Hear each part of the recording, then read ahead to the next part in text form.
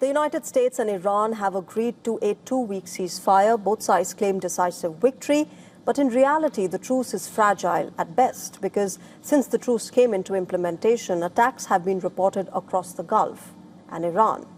This war may have cost American President Donald Trump far more than he had anticipated, with long-term implications.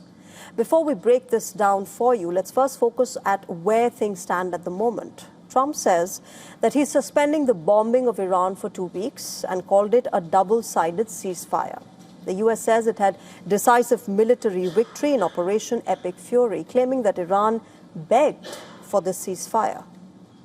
Operation Epic Fury was a historic and overwhelming victory on the battlefield. A capital V military victory. By any measure, Epic Fury decimated Iran's military and rendered it combat ineffective for years to come. Now, Iran has asked its forces to stop firing, but it warns the hands remain on the trigger. Talks between both the sides are reportedly set to begin in Islamabad from the 10th of April, with the possibility of extension if both sides agree. But even as diplomacy begins, the attacks have not fully stopped. Within hours of this ceasefire, its fragility already started showing. Explosions hit the Lebanon refinery in southern Iran.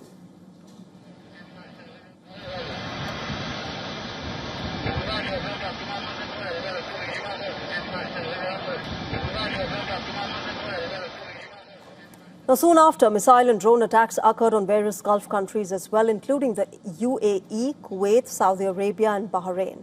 The UAE says that it was targeted with 17 Iranian missiles, 35 drones. Saudi Arabia said east-west oil pipeline was hit. Its defense ministry said that 9 drones were intercepted in the recent hours, while Bahrain said that an Iranian drone attack injured 2 people in the country. And just a short while back, Tehran said that it shot down Hermes 900 drone over southern Iran, warning that violations of airspace will draw decisive response. So is this just a ceasefire on paper? Because on ground, the war continues intermittently in Iran and Israel. The ceasefire evoked mixed reactions. Hopefully it will last more than 2 weeks and it will come for peace. I can't say that I'm sure of it because, you know, the trust of the leaders in this area is it's very independable and we can't be sure what will happen next. Everyone is relieved now. Aren't you relieved? May there always be peace and our people live in comfort.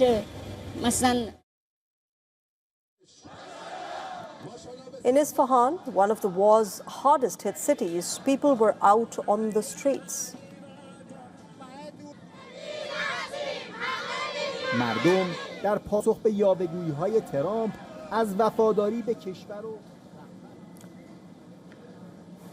Behind this temporary calm, the strategic costs for Trump are now beginning to gain even more focus.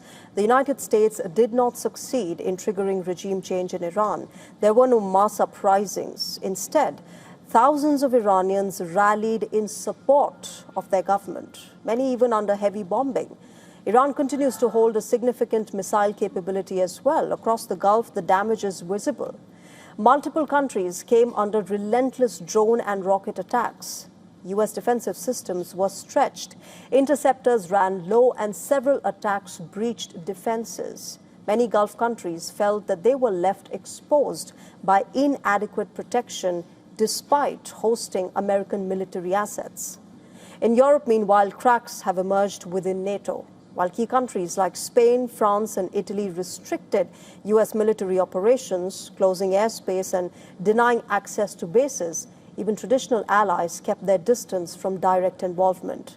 At various points, remember, Trump had denounced NATO support in this war and has even threatened to pull out of the alliance, highlighting the breakdown of the relationship between Washington and Brussels.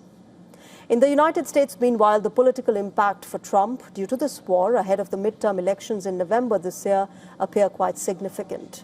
A recent YouGov and Economist poll shows Trump's net approval at minus 23%, which is one of the lowest in his presidency so far, both in his first and the second term.